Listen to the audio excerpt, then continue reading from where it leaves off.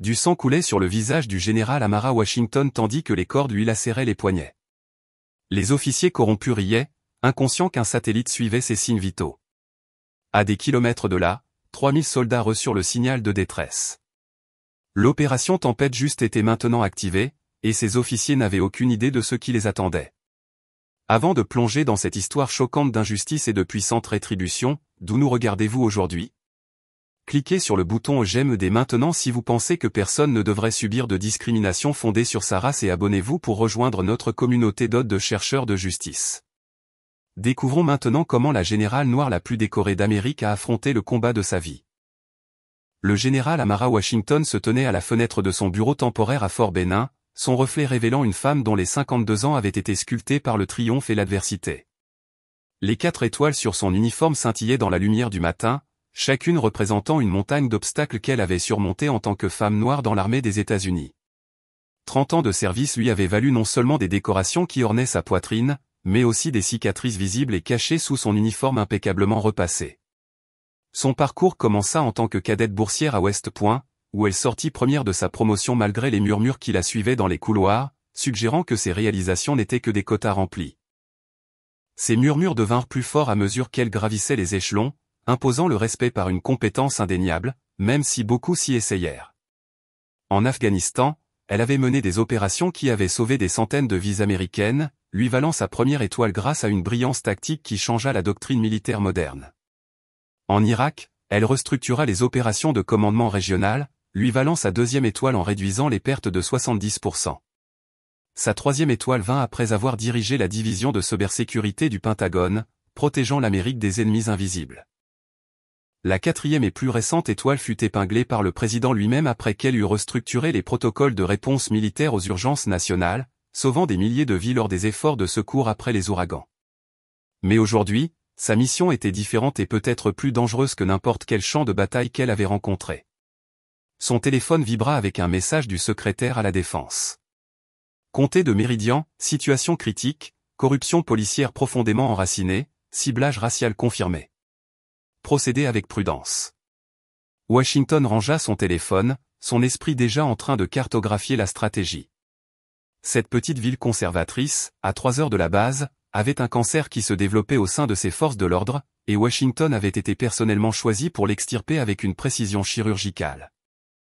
La démographie de la ville montrait 40% de population noire, pourtant 97% des arrestations concernaient des citoyens non blancs. La surveillance fédérale avait été bloquée à plusieurs reprises par des connexions politiques. La nomination de Washington intervint après la disparition de 3 vétérans noirs suite à des contrôles routiers, leurs corps retrouvés des semaines plus tard, classés comme suicides malgré des preuves suggérant le contraire. Washington se retourna alors que le colonel James Rivera, son second pendant 15 ans, entra avec les briefings finaux. Votre équipe tactique est prête à être déployée demain matin, général.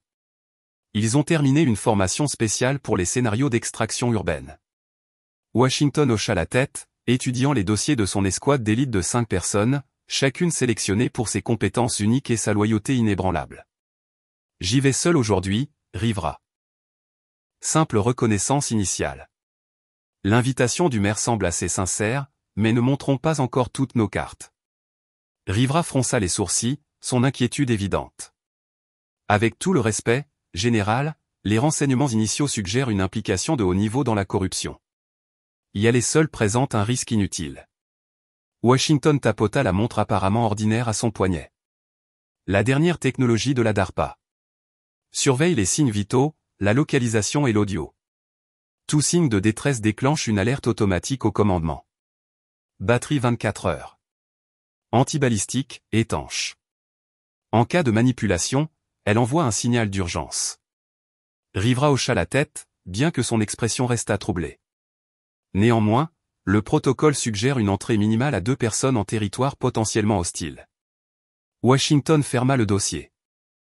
Le protocole reconnaît également la discrétion du commandement, colonel. Cette ville a de profondes connexions, elle surveille les véhicules militaires. Une femme noire en civil avec une pièce d'identité militaire pourrait passer inaperçue. Paraître vulnérable pourrait en fait révéler plus que d'arriver avec une démonstration de force. 3 heures plus tard, Washington traversa la ligne du comté de Méridian dans une berline banalisée, notant le changement immédiat d'atmosphère. Un véhicule du shérif se plaça derrière elle en quelques minutes, la suivant à une distance précise.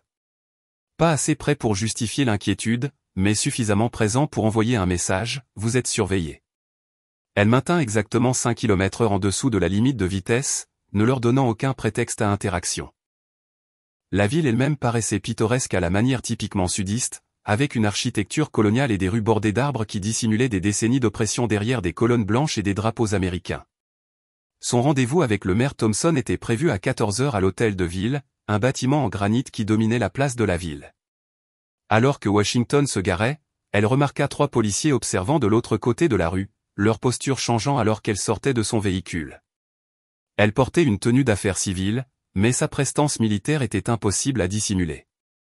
Les officiers parlèrent immédiatement dans leur radio. À l'intérieur de l'hôtel de ville, le maire Thompson la salua avec une hospitalité sudiste bien rodée, sa poignée de main ferme et son sourire n'atteignant pas tout à fait ses yeux. Général Washington, quel honneur d'avoir une visiteuse si distinguée. Bien que je doive dire, cette enquête semble assez inutile.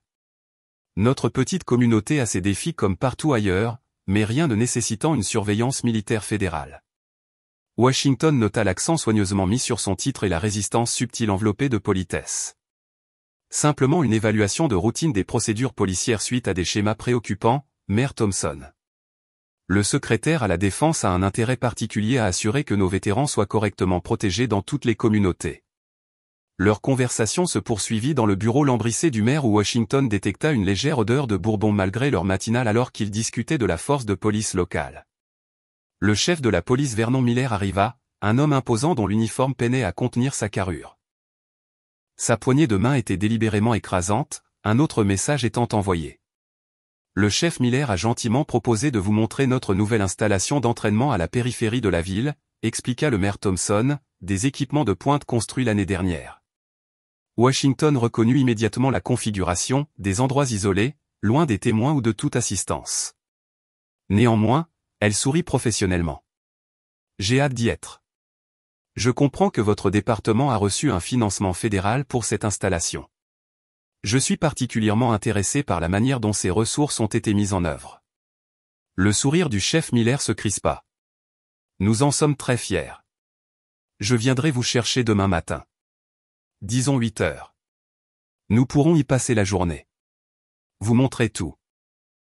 Ce serait parfait, répondit Washington, activant la fonction d'enregistrement de sa montre d'une subtile double tape. Elle était entrée sur le champ de bataille, et sa première reconnaissance confirmait ses renseignements. L'ennemi était exactement où il s'y attendait, et il planifiait déjà leur premier mouvement.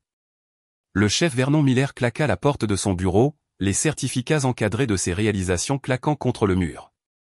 Les certificats étaient aussi frauduleux que son engagement envers le service public, acheté en ligne ou décerné grâce à des relations plutôt qu'au mérite. Elle sait quelque chose, grogna-t-il aux 5 officiers réunis dans son bureau, des hommes qui formaient son cercle intérieur de corruption et de brutalité. L'officier Dawson, son second, avec 20 ans de pratique policière douteuse à son actif, s'appuya contre le classeur. La question est, combien, chef? Si Washington est ici personnellement, cela signifie qu'ils ont plus que de simples statistiques. Miller desserra son col, révélant un tatouage partiellement caché sous son uniforme. Les chiffres 8 et 8, à peine visibles, un code connu de ceux des cercles suprémacistes blancs. 3 générations de Miller ont tenu cette ville en laisse, dit-il, désignant les photos sur le mur, montrant son grand-père et son père dans le même uniforme, se tenant fièrement à des époques où le racisme était une politique ouverte plutôt qu'une pratique cachée. Je ne vais pas laisser une générale de la discrimination positive vienne se pavaner ici et changer la façon dont nous opérons. La pièce devint silencieuse alors qu'il contemplait la menace. Chaque homme présent avait des enjeux personnels à maintenir le statu quo. L'officier Brennan, qui s'occupait du traitement des preuves, détournait des drogues et de l'argent de la salle des preuves depuis des années. L'officier Taylor gérait les dossiers financiers du département, s'assurant que l'argent de la protection des entreprises locales apparaissait comme des postes budgétaires légitimes. Les officiers Wilson et Rodriguez géraient les opérations de rue, effectuant des fouilles illégales, plantant des preuves et veillant à ce que certains quartiers restent sous pression constante. Ils ciblaient les quartiers noirs avec une attention particulière, utilisant des infractions mineures pour alimenter le système pénitentiaire privatisé de la ville où les cousins de Miller servaient de directeurs de prison. Nous avons le juge Harrison dans notre poche, proposa l'officier Wilson. Toutes les accusations que nous portons, il les rejettera. Miller secoua la tête. Cela dépasse les tribunaux locaux. Elle a l'autorité fédérale, le soutien militaire. Nous devons envoyer un message que même la puissante armée américaine ne change pas la façon dont le comté de Méridian opère. Il sortit une carte du comté, l'étalant sur le bureau. La vieille clairière aux chênes ici, dit-il, pointant une zone reculée à des kilomètres des routes principales. Pas de surveillance, pas de témoins. Nous allons lui montrer exactement ce qui arrive aux étrangers qui ne respectent pas notre autorité. L'officier Rodriguez se déplaça inconfortablement. C'est une générale 4 étoiles, chef. C'est sérieux. Miller frappa du poing sur le bureau. Mon grand-père a affronté les Black Panthers. Mon père a brisé le mouvement des droits civiques dans ce comté. Vous croyez que j'ai peur d'une femme qui joue aux soldats? Il décrivit son plan avec une froide précision, détaillant comment il séparerait Washington de tout soutien potentiel, désactiverait ses communications et créerait une situation où son autorité ne signifierait rien. Nous ne laisserons pas de marque, insista-t-il, rien qui puisse être photographié. Mais quand nous aurons fini, elle comprendra que ses étoiles et ses médailles ne valent rien ici. À l'extérieur du bureau de Miller, les opérations quotidiennes du département de police du comté de Méridian se poursuivaient selon leur système de justice à 2 vitesses. Les citoyens blancs recevaient des avertissements et de la courtoisie tandis que les résidents noirs faisaient face à une suspicion immédiate et à une escalade. La dynamique raciale de la ville avait été soigneusement orchestrée pendant des décennies, avec des valeurs immobilières manipulées, des prêts refusés et une intimidation subtile maintenant des frontières invisibles. Malgré une population composée de 40% de noirs, la structure du pouvoir restait presque entièrement blanche, du conseil scolaire au commissaire de comté. Le département de police employait exactement un officier noir, stratégiquement placé à la réception pour présenter une fausse image de diversité tout en étant exclu de toutes les opérations significatives. Alors que Miller finalisait ses plans, la répartition signala que 3 jeunes hommes noirs avaient été arrêtés près de la ligne du comté. Rodriguez, Wilson, allez aider, ordonna Miller. Assurez-vous que nos visiteurs comprennent l'hospitalité particulière du comté de Méridian. Les 2 officiers sourirent, comprenant exactement ce qui était autorisé. Les stratagèmes financiers qui soutenaient le département de Miller étaient élaborés et profondément enracinés. L'argent de la protection des entreprises apparaissait comme des dons pour la sécurité communautaire. L'argent de la drogue saisie était blanchi à travers un réseau de sociétés écrans avant de trouver son chemin dans des comptes liés à la direction du département. Le vol de preuves se produisait systématiquement, des objets de valeur disparaissant et réapparaissant comme des dons anonymes lors d'enchères caritatives de la police. Ces opérations exigeaient à la fois l'intimidation et le silence de la communauté, maintenus par une application ciblée et des exemples faits de ceux qui osaient s'exprimer. 3 pasteurs d'églises noires avaient tenté d'organiser une surveillance communautaire des activités policières l'année dernière. En quelques mois, l'un fut arrêté pour des accusations de drogue fabriquée. Une autre vit son église faire l'objet d'une enquête pour fraude fiscale, et le 3e quitta la ville après que son fils adolescent eût été battu lors d'un contrôle routier de routine. Aucune plainte formelle ne fut jamais déposée. Plus tard ce soir-là, Miller rencontra le maire Thompson aux The Hawks, un country club exclusif qui n'avait jamais admis de membres noirs en 60 ans d'histoire. Ils s'assirent dans des fauteuils en cuir dans une pièce lambrissée, buvant du bourbon coûteux, alors qu'ils discutaient de leur approche du problème Washington. La surveillance militaire pourrait tout exposer, dit Thompson tranquillement, jetant un coup d'œil autour d'eux bien qu'ils fussent seuls. Les contrats fédéraux, le programme de travail pénitentiaire, tout. Le visage de Miller se durcit. Demain soir, la générale Washington demandera un transfert immédiat.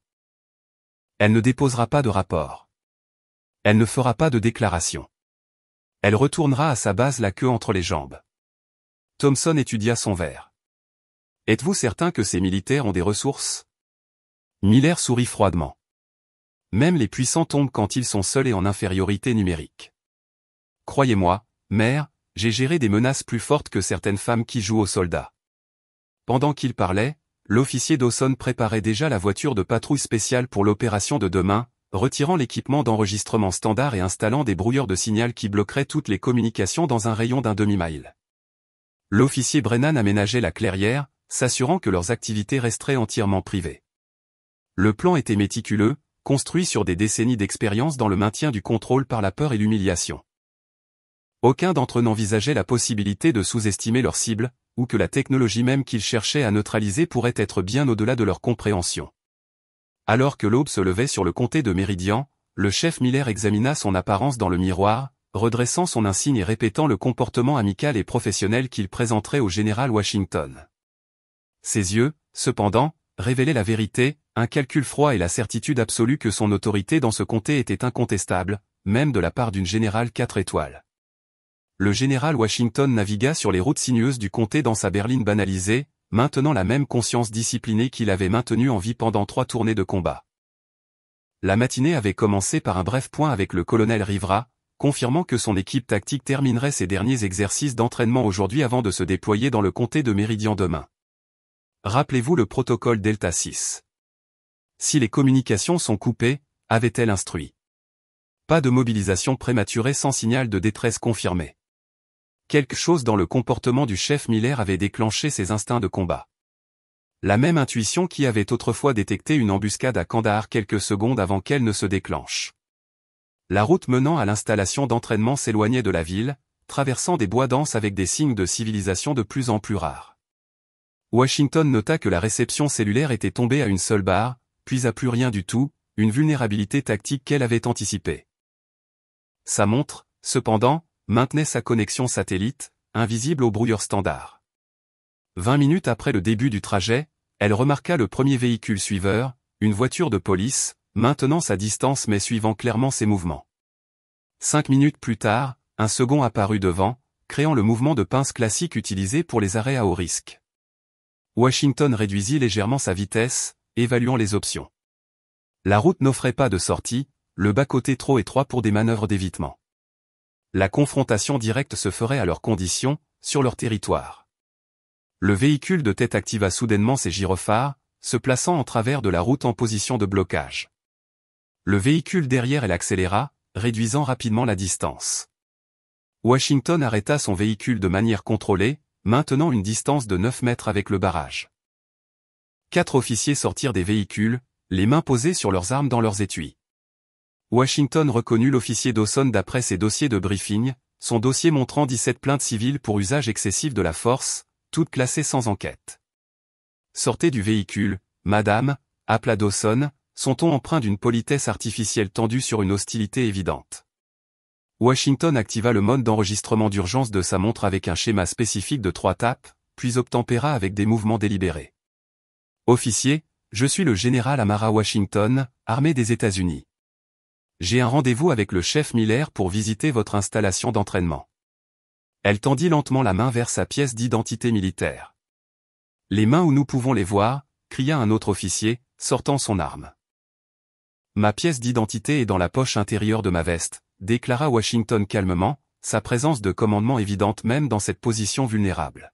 « Je vais la chercher très lentement. » Un officier s'approcha tandis que les autres maintenaient leur position, les armes pas tout à fait pointées sur elles mais inclinées pour une réponse immédiate.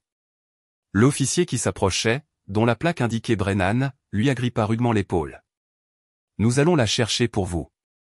Restez immobile. » Ses mains se déplacèrent sur son corps dans une fouille qui dépassait de loin le protocole professionnel, s'attardant de manière inappropriée pendant que les autres officiers observaient avec des sourires narquois.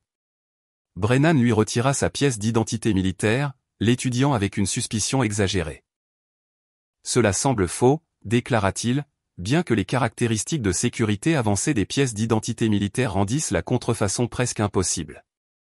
Nous avons eu des rapports d'individus se faisant passer pour du personnel militaire dans cette zone. » Washington garda son calme, bien que son esprit cataloguât le visage, le nom et les actions de chaque officier avec la précision qui l'avait rendu une commandante stratégique exceptionnelle.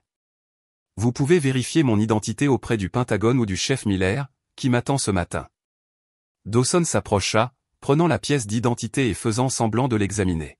« Eh bien, si c'est réel, nous avons là une véritable héroïne de guerre. » Son ton faisait du terme une insulte. « Mais ici, ces étoiles ne valent pas grand-chose. C'est notre juridiction. » La situation s'intensifia rapidement. 2 officiers saisirent les bras de Washington tandis que Dawson découvrit théâtralement un matériau suspect dans son véhicule, un petit sac de poudre blanche que Washington reconnut immédiatement comme des preuves plantées. « Eh bien, regardez ça, dit Dawson avec une fausse surprise. Il semblerait que notre général ait un petit problème de drogue. Nous devrons vous emmener pour interrogatoire. La résistance de Washington fut mesurée et stratégique. C'est des preuves plantées et vous le savez. Cette détention est illégale. Sa déclaration, prononcée avec une autorité de commandement, déstabilisa momentanément les jeunes officiers, mais la confiance de Dawson ne faiblit jamais. Vous résistez à l'arrestation, n'est-ce pas? C'est malheureux. Les officiers forcèrent Washington au sol avec une rudesse inutile, utilisant des serre-câbles pour lui attacher les poignets. Tout au long de l'escalade, Washington nota les détails avec une précision tactique, l'absence de caméra corporelle, le langage spécifique utilisé, la nature coordonnée de l'embuscade qui indiquait une préméditation. Alors qu'il la faisait monter dans la voiture de police, Washington aperçut sa montre. L'indicateur satellite montrait une transmission active, le protocole d'urgence en vigueur. Sa défaite apparente transmettait déjà des renseignements critiques à Fort Benning. Le véhicule de police ne se dirigea pas vers le poste de police comme le voudrait la procédure standard. Au lieu de cela, il tourna sur un chemin de terre menant plus profondément dans les bois, confirmant l'évaluation de Washington selon laquelle il ne s'agissait pas d'une arrestation standard. L'officier Wilson, conduisant le véhicule, passa un appel sur un téléphone portable personnel plutôt que sur la radio de la police. Colis sécurisé, en route vers la position alpha maintenant. Washington mémorisa chaque virage, estimant la distance et la direction, ajoutant aux données transmises par sa montre. À travers la cloison, elle entendit des fragments de conversation qui révélaient les véritables attitudes des officiers. Il était temps que quelqu'un remette ces gens à leur place, à se balader avec ses étoiles, pensant qu'elle est meilleure que de vrais Américains. Le chef va s'assurer qu'elle comprenne comment les choses fonctionnent dans le comté de Méridian. Les sous-entendus raciaux étaient à peine dissimulés, rendant clair que cela concernait plus qu'une simple corruption. Le véhicule de police s'arrêta finalement dans une clairière centrée autour d'un chêne massif, ses branches s'étendant largement pour créer une canopée naturelle. 3 autres véhicules de police étaient déjà présents, y compris le SUV du chef Miller, avec l'insigne du département bien en évidence. Alors que Washington était rudement extraite du véhicule, elle observa la scène avec l'œil d'un commandant, 6 officiers plus le chef Miller, un endroit isolé à environ 19 km de la route principale, et un endroit soigneusement choisi, invisible de la surveillance aérienne grâce à la couverture des arbres. Ce qu'il ne savait pas, c'est que sa montre transmettait désormais tout à Fort Benning, l'audio, les coordonnées de localisation et ses signes vitaux, qui restaient stables malgré les circonstances. Le protocole d'urgence était actif depuis 22 minutes maintenant, suffisamment de temps pour que le colonel Rivera initie les procédures de réponse. Le chef Miller s'avança, son prétendu professionnalisme antérieur complètement abandonné. Général Washington, dit-il, soulignant son titre avec moquerie. Bienvenue au véritable siège du pouvoir dans le comté de Méridian. Pensez-vous que ces officiers auraient traité le général Washington différemment si elle n'avait pas été noire? Commentez numéro 1 si vous pensez que la discrimination raciale a joué un rôle majeur dans cette embuscade, ou commentez numéro 2 si vous pensez que c'était purement une question de pouvoir et de juridiction. Cliquez sur le bouton « J'aime » si vous êtes outré par cette injustice, et assurez-vous d'être abonné pour voir comment cette histoire se déroule. Que pensez-vous qu'il se passera lorsque ces officiers corrompus découvriront à qui ils ont réellement affaire? Continuons et découvrons à quel point cette corruption est profonde. La clairière devint silencieuse, à l'exception du cœur de cigale et de la respiration lourde des officiers, excités par leur dominance perçue. Le chef Miller tourna autour du général Washington comme un prédateur, ses yeux révélant une satisfaction qui allait au-delà du professionnel, vers quelque chose de personnel et de profondément troublant. « Amenez-la à l'arbre », ordonna-t-il, désignant le chêne massif qui dominait la clairière. 2 officiers saisirent Washington rudement par les bras, leurs doigts s'enfonçant dans sa chair avec une force inutile alors qu'ils la traînaient vers le chêne. Bien qu'elle aurait pu résister plus vigoureusement, Washington resta soumise mais digne, son entraînement militaire lui permettant de penser plusieurs coups à l'avance plutôt que de réagir à une provocation immédiate.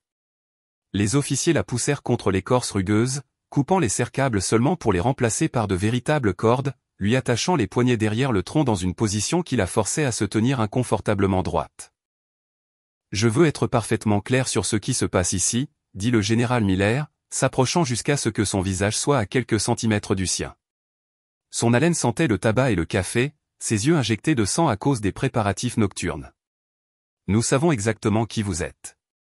Nous savons pourquoi vous êtes ici. Cette petite enquête fédérale sur notre département se termine aujourd'hui. L'officier Dawson sortit son téléphone, activant l'appareil photo. Souriez pour la postérité, général. Ça pourrait devenir viral. L'implication était claire. Ils avaient l'intention de créer des preuves de son humiliation, des preuves qu'ils croyaient la forceraient à reculer plutôt que d'affronter l'embarras public. L'expression de Washington resta impassible, ses yeux fixés sur ceux de Miller comme s'ils étaient égaux, malgré sa position physiquement compromise. Ce refus subtil de reconnaître sa dominance a visiblement irrité le chef. Vous, les gens, vous vous croyez toujours spéciaux, n'est-ce pas? Miller cracha la phrase, vous, les gens, planant dans l'air avec sa connotation raciale indubitable. Toutes ces médailles et ces éloges fantaisistes. Voyons ce qu'elles valent ici. Il tendit la main et arracha la petite épingle du drapeau américain de son revers, la seule indication de son affiliation militaire qu'elle portait avec ses vêtements civils. Dans le comté de Méridian, cela ne signifie rien quand c'est sur quelqu'un comme vous. Les autres officiers formèrent un demi-cercle, créant une audience pour la dégradation de Washington. L'officier Rodriguez lui enleva sa montre, la jetant négligemment au sol. À leur insu, l'appareil avait déjà transmis 27 minutes d'audio et de données de localisation, et la désactivation apparente a déclenché un protocole d'urgence secondaire plutôt que de l'arrêter. 3 tournées en Afghanistan, lut Miller sur un papier qu'il sortit de sa poche, un résumé du dossier de service de Washington qu'ils avaient préparé. Médaille de combat, Bronze Star, Silver Star, promu plus vite que quiconque dans votre promotion. Il leva les yeux avec un sourire narquois. Nous savons tous comment ça se passe. Des quotas et de la politique. Il froissa le papier et le jeta à ses pieds. Mon grand-père vous aurait fait frotter les sols, pas donner des ordres à de vrais soldats. La torture psychologique continua méthodiquement, chaque officier se relayant pour dégrader ses réalisations, remettre en question son autorité et faire des commentaires explicitement racistes et sexistes conçus pour briser son calme. Ils prirent des photos à divers moments, certains posant à côté d'elle comme si elle était un trophée de chasse. Tout au long de l'épreuve, Washington maintint un calme presque surnaturel, ses yeux observant constamment, son esprit enregistrant les noms, les visages et les déclarations spécifiques qui deviendraient plus tard des preuves. Cette apparente immunité à leur tactique ne fit qu'alimenter leur détermination à la briser. L'officier Brennan s'approcha avec un couteau, la lame captant la lumière du soleil alors qu'il la tenait près de son visage. Peut-être devrions-nous faire une coupe de cheveux à la générale. Règlement militaire et tout ça. La menace implicite planait dans l'air alors qu'il déplaçait lentement la lame vers ses cheveux courts et coupés selon le règlement. Washington ne broncha ni ne supplia, ses yeux fixés sur les siens avec une telle intensité qu'il hésita momentanément, déstabilisé par son absence totale de peur. Le chef Miller intervint, repoussant Brennan. Pas de marque, pas de preuve. C'est la règle. Il se tourna vers Washington avec un sourire froid. Nous sommes des agents des forces de l'ordre menant une enquête sur une activité suspecte. Rien de plus n'apparaîtra dans aucun rapport. Cette déclaration confirma ce que Washington avait soupçonné, ils avaient l'intention de la libérer, croyant que l'humiliation serait suffisante pour la forcer à reculer sans plainte formelle. Ils calculaient qu'une femme noire, même une 4 étoiles, comprendrait le caractère futile des accusations contre un département de police majoritairement blanc dans un comté du Sud avec de profondes connexions politiques. Ce qu'ils ne comprirent pas, c'est qu'Amara Washington avait affronté et surmonté le racisme systémique tout au long de ses 30 ans de carrière militaire.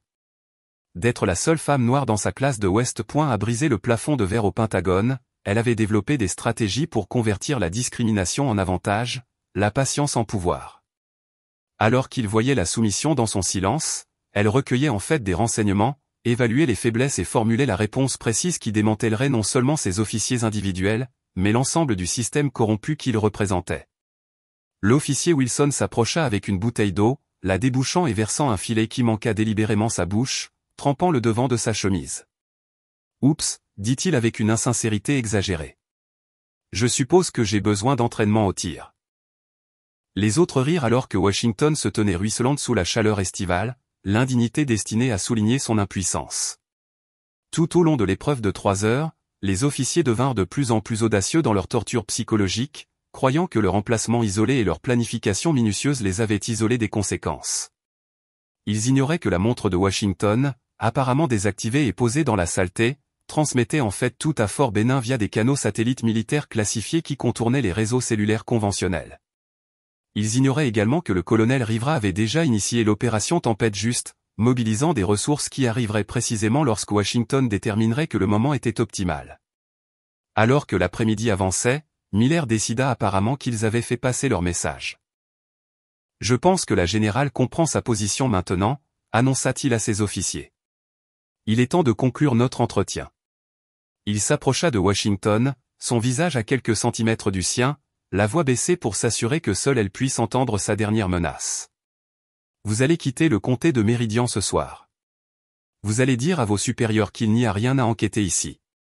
Si vous ne le faites pas, ces photos seront rendues publiques, et nous nous assurons que tout le monde sache que la grande générale Washington a été vaincue par une petite force de police locale. Votre carrière, votre réputation, tout ce pourquoi vous avez travaillé sera anéanti. Et si ce n'est pas une motivation suffisante, rappelez-vous, nous savons comment faire disparaître les gens dans ces bois. » Washington parla pour la première fois depuis des heures, sa voix stable et claire malgré son inconfort physique. « Vous avez commis une erreur tactique significative, chef Miller. » Quelque chose dans son ton, la certitude absolue dans sa déclaration, le déstabilisa momentanément. Mais se reprenant rapidement, il rit. « La seule erreur a été la vôtre en venant dans mon comté en pensant que votre grade signifiait quelque chose ici. » Alors qu'il la détachait, Washington catalogua chaque visage une dernière fois, gravant leurs traits dans sa mémoire avec la même précision qu'elle utilisait autrefois pour mémoriser les positions ennemies. Bien qu'il pensait assister à sa défaite, elle calculait en fait le calendrier exact de leur chute. Les preuves déjà sécurisées, la réponse déjà en mouvement. Elle fit le serment silencieux que ces hommes feraient face à la justice, non seulement pour son humiliation, mais pour les décennies d'abus qu'ils avaient infligés aux citoyens du comté de Méridian. Les officiers lui rendirent ses effets personnels, à l'exception de l'épingle du drapeau américain que Miller lui avait arraché du revers, qu'il mit dans sa poche comme un trophée. Sa montre, qu'il croyait n'être qu'un garde-temps coûteux, lui fut jetée avec dédain. Alors que Washington la fixait à son poignet, elle sentit la subtile vibration confirmant la transmission continue, la technologie militaire étant bien au-delà de la compréhension de ces officiers de petite ville. « Escortons notre distinguée visiteuse jusqu'à son véhicule », ordonna Miller avec une courtoisie moqueuse. « Assurez-vous qu'elle retrouve son chemin hors de notre comté sans prendre de mauvais virages. » Alors qu'il la ramenait à la voiture de police, Washington garda son silence digne, ne leur donnant aucune satisfaction de voir de la peur ou de la colère. Elle avait déjà gagné cette bataille. Il ne le savait pas encore. À 480 km de là, à Fort Benning, le centre d'opération tactique éclata en un chaos contrôlé alors que la balise d'urgence de Washington s'activait. Le colonel James Rivera se précipita d'une simulation d'entraînement, toujours en tenue de combat complète, alors que les techniciens projetaient des données en temps réel sur l'écran principal. « Confirmation du signal d'urgence », demanda Rivera, sa voix coupant à travers la pièce avec l'autorité de quelqu'un qui avait servi aux côtés de Washington pendant 3 tournées de combat. Le sergent technique Chen hocha brusquement la tête, ses doigts volant sur son clavier. « Signal authentifié, monsieur. » Le localisateur du général Washington la situe à 19 km au nord-est du centre-ville de Méridian, se déplaçant initialement à environ 64 km/h, puis s'arrêtant à ses coordonnées. L'écran affichait une carte topographique avec un point rouge pulsant dans une zone fortement boisée. Transmission audio active, force du signal 87%. Rivera se pencha en avant, écoutant l'échange de plus en plus troublant relayé depuis la montre de Washington. Son expression s'assombrit à mesure que les insultes raciales et les menaces devenaient explicites, mais sa réponse reste à mesurer, tactique.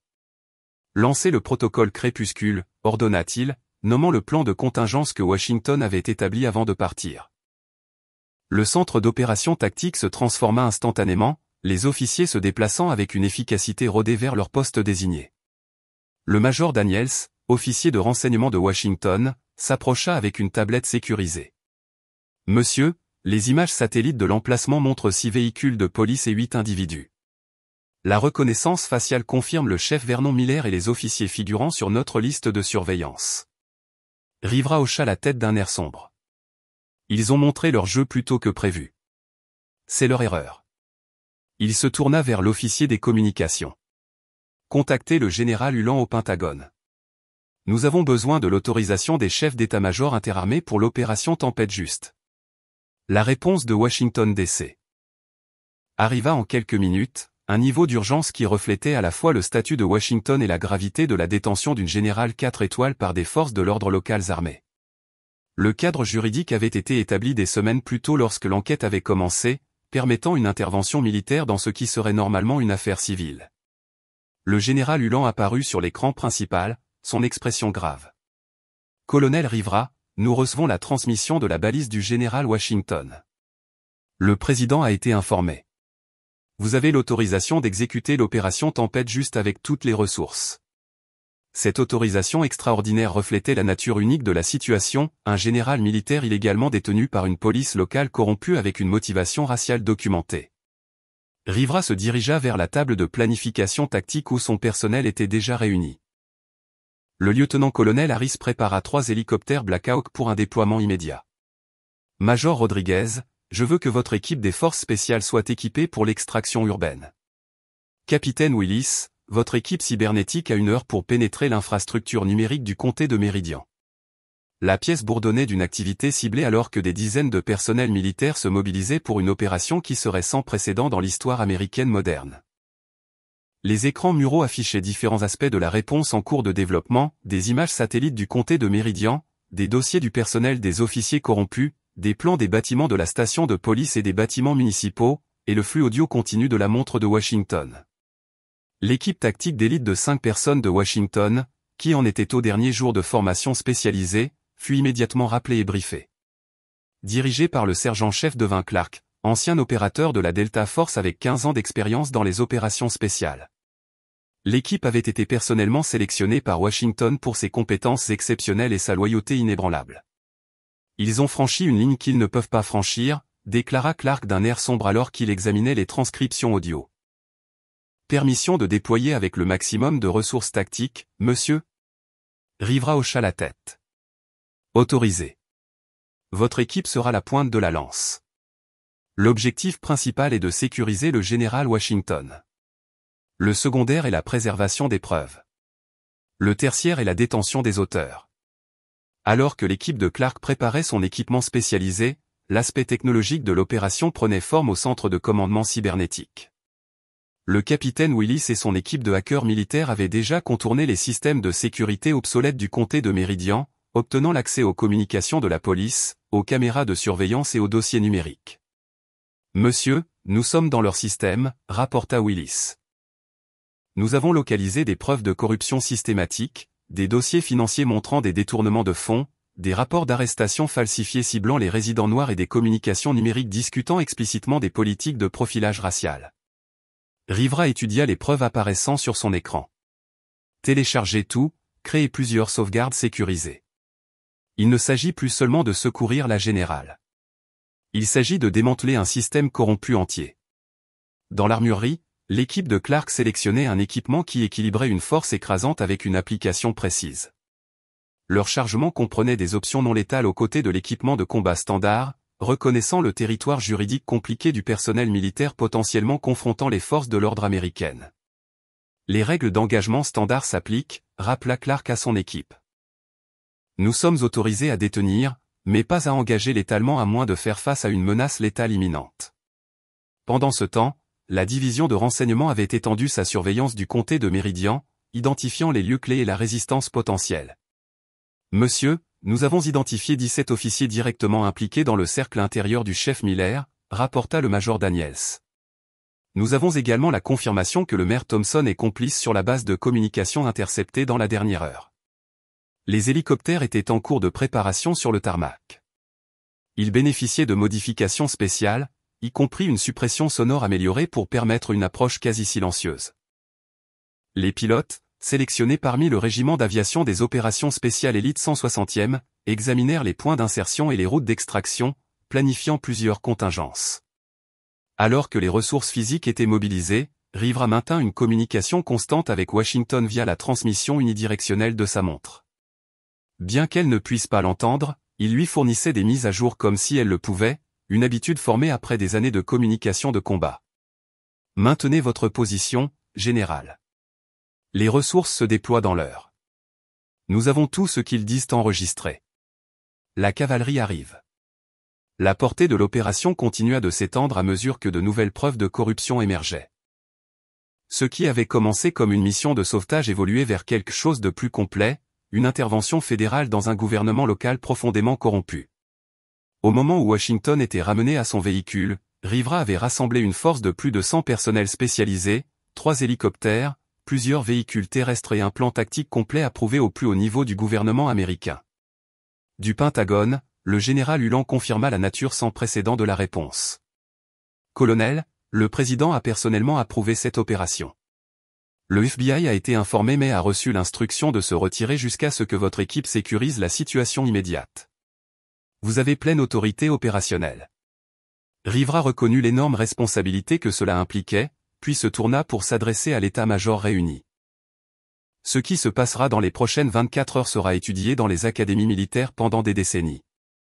Nous allons exécuter une opération de précision sur le sol américain contre des forces de l'ordre corrompues. Nos actions doivent être irréprochables. Nos preuves irréfutables. Notre conduite impeccable. Pendant qu'il parlait, le premier Black Hawk décolla du tarmac, suivi par le second et le troisième en formation précise. Le ciel nocturne les engloutit alors qu'ils viraient vers le nord, leurs systèmes furtifs avançaient les rendant presque invisibles. L'opération Tempête Juste était maintenant en cours, une réponse militaire massive à un département de police corrompu qui avait commis l'erreur critique d'humilier une générale 4 étoiles. Derrière eux, dans le centre d'opération tactique, le flux audio de la montre de Washington capta sa voix calme se parlant à elle-même une fois seule dans son véhicule. Confirmer l'exécution de l'opération Tempête Juste sous mon autorité. Identification des cibles complète. Preuves sécurisées. Prête pour la phase 2. La machine militaire qu'elle avait construite et commandée pendant des décennies se déplaçait maintenant avec un élan imparable, précisément comme elle l'avait prévu. La berline banalisée avançait lentement sur les routes de terre du comté de Méridian alors que le général Washington s'éloignait de la clairière. Son uniforme souillé et sa dignité agressée, mais sa détermination durcie à une précision de diamant. 2 voitures de police flanquaient son véhicule, l'une devant et l'autre derrière, les officiers à l'intérieur maintenant une vigilance narquoise alors qu'ils l'escortaient jusqu'à la ligne du comté. Dans son rétroviseur, Washington pouvait voir l'officier Dawson parler avec animation à sa radio, rapportant probablement leur intimidation réussie au chef Miller. Ce qu'il ne pouvait pas voir, c'est la transformation subtile se produisant derrière l'expression calme de Washington, le commandant tactique refaisant surface après la période nécessaire de patience stratégique. Ses doigts tapotaient doucement le volant selon un schéma qui pourrait paraître nerveux à un observateur, mais qui était en fait une séquence codée, activant des fonctions spécifiques dans sa montre. L'appareil répondit par une vibration presque imperceptible, confirmant que toutes les preuves de 3 heures avaient été transmises, enregistrées et cataloguées comme preuves. Alors que son véhicule approchait de la ligne du comté, la voiture de police de tête se rangea sur le bas-côté. L'officier Wilson en sortit avec un salut exagéré. Fin de la ligne, général. Ne vous pressez pas pour revenir, vous entendez. Washington ralentit mais ne s'arrêta pas, ses yeux rencontrant ceux de Wilson avec un regard si stable que son sourire moqueur vacilla un instant. Elle catalogua son visage, son nom et ses actions spécifiques avec la même précision qu'elle avait appliquée aux combattants ennemis dans les zones de guerre. La voiture de patrouille de queue alluma ses gyrophares dans une dernière démonstration de dominance avant de faire demi-tour vers la ville, laissant Washington seul sur l'autoroute déserte. Ce n'est qu'alors qu'elle s'arrêta sur un point de vue isolé, s'assurant qu'il n'y avait pas de surveillance avant d'activer son téléphone satellite sécurisé. L'appel se connecta instantanément à Fort Benning. Rivera, rapport de situation. Ordonna-t-elle, sa voix ne trahissant aucun inconfort physique après des heures attachées à l'arbre. La voix du colonel Rivera résonna avec une clarté cristalline. L'opération Tempête Juste est pleinement autorisée et les ressources sont en vol, général. État à votre position, 17 minutes. Nous avons 3 heures de preuves transmises sécurisées sur plusieurs serveurs. Le président a été informé. Washington hocha la tête. Les pièces se mettaient en place exactement comme elle l'avait anticipé. Excellent. Mettez en œuvre la phase 2 immédiatement. Je veux des équipes en position avant que Miller ne puisse détruire des preuves ou se coordonner avec le maire. Elle décrivit des ajustements tactiques spécifiques basés sur les informations qu'elle avait recueillies pendant sa captivité, identifiant des vulnérabilités jusqu'alors inconnues dans les procédures du département de police. Le chef Miller rentre chez lui vers 21h. Il transporte un disque dur externe contenant ce qu'il croit être une assurance contre une enquête fédérale. C'est notre cible principale de preuve, à côté de la salle des serveurs du département. Rivera reconnut les renseignements, mettant à jour les paramètres de l'opération en temps réel. Votre équipe d'extraction est à 4 minutes, général. Avez-vous besoin d'une attention médicale immédiate? Washington jeta un coup d'œil aux brûlures de corde sur ses poignets, la seule preuve visible de son épreuve. Négatif. Procédez avec le calendrier opérationnel. Je vous rejoindrai au point de contrôle alpha dans 30 minutes. Elle raccrocha, s'accordant exactement 60 secondes de rage privée avant de canaliser cette émotion dans une planification froide et méthodique.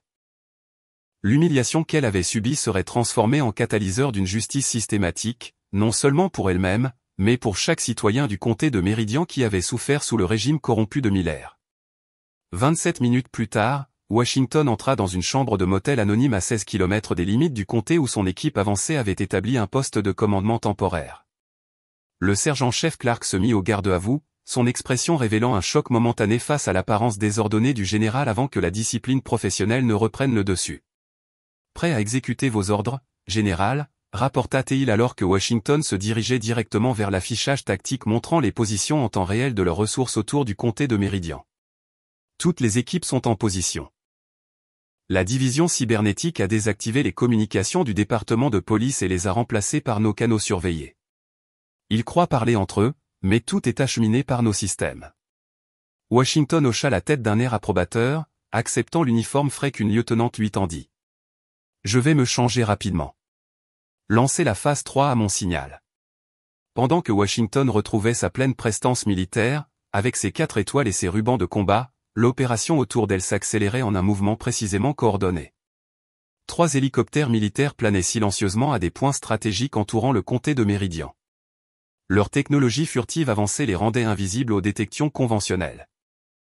Des équipes des forces spéciales infiltrèrent des lieux clés, la salle des serveurs du poste de police, la salle d'épreuves, la résidence du chef Miller et le bureau du maire Thompson. L'équipe cybernétique avait complètement compromis l'infrastructure numérique du comté de Méridian, obtenant l'accès à des décennies de documentation corrompue.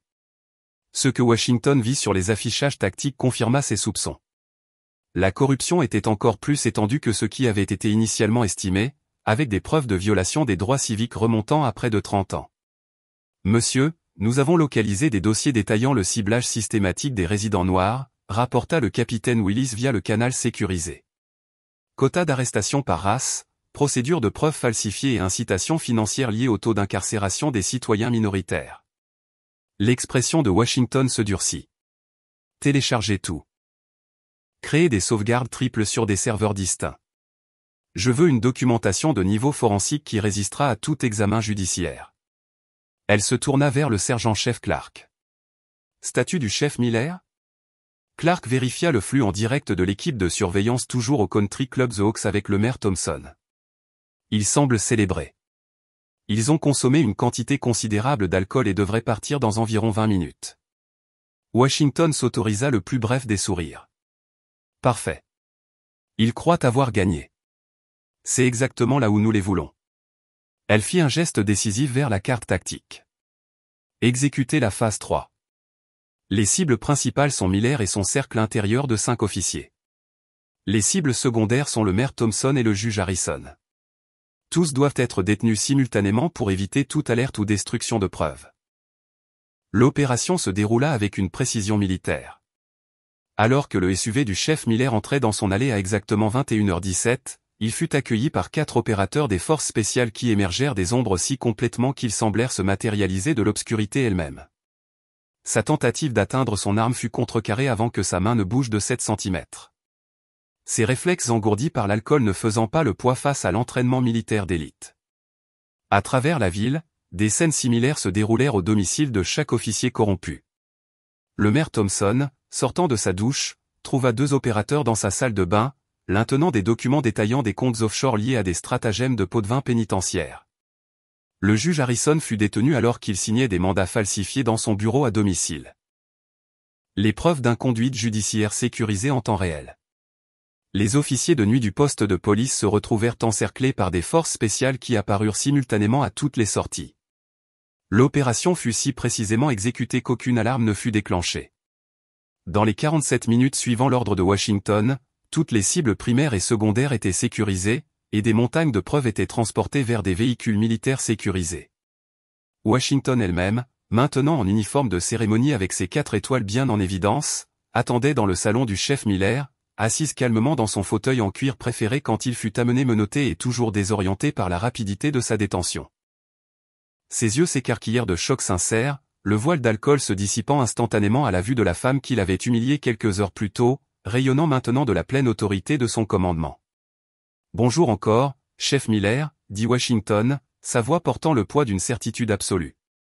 Je crois que nous avons des affaires en suspens à discuter. » Le visage de Miller traversa plusieurs émotions, incrédulité, peur, puis une bravade désespérée. « C'est illégal.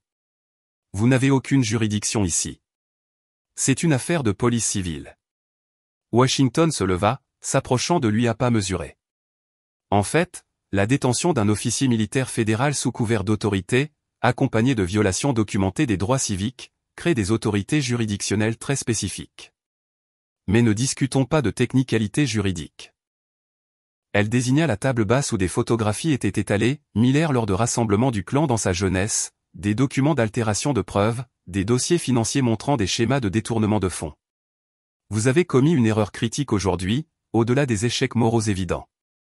Vous n'avez pas reconnu que la technologie militaire a bien progressé au-delà de vos brouilleurs de signal et de vos tactiques d'isolement rural. Elle leva sa montre. Ceci a tout transmis, chef Miller. Chaque mot, chaque menace, chaque insulte raciale. Le président lui-même a entendu votre voix expliquant comment votre grand-père m'aurait fait frotter les sols au lieu de donner des ordres à de vrais soldats.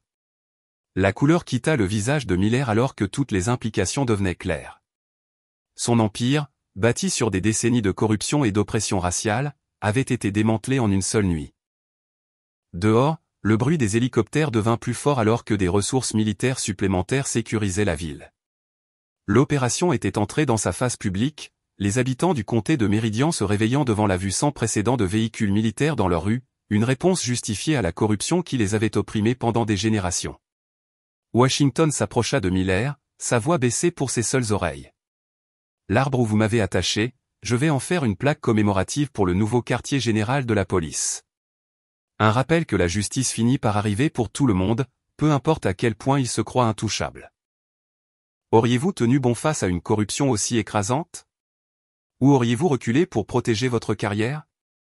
Commentez numéro 1 si vous pensez que le général Washington a fait le bon choix en recueillant des preuves avant de riposter, ou commentez numéro 2 si vous pensez qu'elle aurait dû appeler des renforts militaires immédiatement.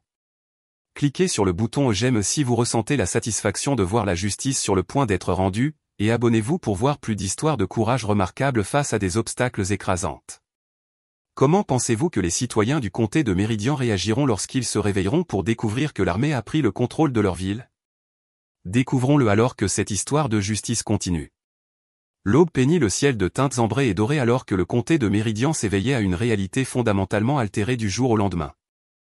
La présence militaire se matérialisa avec une précision stratégique telle que la plupart des résidents dormirent pendant toute l'opération, inconscients qu'au lever du soleil, tous les fonctionnaires corrompus qui avaient terrorisé leur communauté pendant des décennies étaient déjà en détention.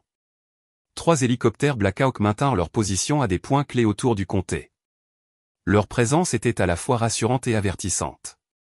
Des véhicules militaires avec l'insigne de l'armée des États-Unis établirent des points de contrôle aux principales intersections, tenus par des soldats dont le professionnalisme contrastait fortement avec les tactiques d'intimidation du régime de Miller. Au poste de police, Washington se tenait dans la salle des opérations principales, maintenant transformée en centre de commandement militaire. Des écrans affichaient la surveillance en temps réel du comté, les canaux de communication et les stations de traitement des preuves où des équipes de spécialistes du renseignement militaire cataloguaient des décennies de corruption. Le colonel Rivera s'approcha avec une tablette affichant les conclusions préliminaires. Général, nous n'avons fait qu'effleurer la surface, mais ce que nous avons trouvé est plus troublant que les estimations initiales. Plantage systématique de preuves dans des affaires impliquant des accusés noirs, dossiers financiers montrant des millions détournés de subventions fédérales, et documentation d'au moins 7 décès suspects classés comme accidents ou suicides qui semblent être des homicides impliquant la police. Washington étudia l'information avec la même intensité concentrée qu'elle apportait aux évaluations sur le champ de bataille. Étendez l'enquête au comté voisin. L'opération de Miller s'étend probablement au-delà des frontières de Méridian. son intuition s'avéra correcte lorsque la criminalistique numérique découvrit une communication entre le chef Miller et la direction de la police dans 3 comtés adjacents, révélant un réseau régional de corruption. L'équipe cybernétique militaire dirigée par le capitaine Willis avait contourné les communications chiffrées pour découvrir des preuves que des fonctionnaires de l'État étaient complices dans la dissimulation des violations des droits civiques. Général, nous avons trouvé des communications entre le juge Harrison et le bureau du procureur général de l'État, rapporta Willis. Ils enterrent systématiquement les plaintes fédérales concernant le profilage racial depuis au moins 15 ans. Washington hocha la tête d'un air sombre. Documentez tout. Il ne s'agit pas seulement de nettoyer un département. Nous exposons tout un système. À l'extérieur de la station, les résidents locaux se rassemblaient en nombre croissant. Leur peur initiale céda la place à un espoir prudent alors qu'ils réalisaient la nature de l'intervention. Washington avait anticipé cette réponse, déployant des officiers de liaison communautaire spécialement formés à l'engagement civil lors d'opérations nationales. Ces officiers, principalement des militaires noirs et hispaniques qui comprenaient les expériences de la communauté, fournirent des informations et des assurances plutôt que de l'intimidation. La précision de l'opération militaire impressionna même les officiers locaux les plus expérimentés non impliqués dans la corruption.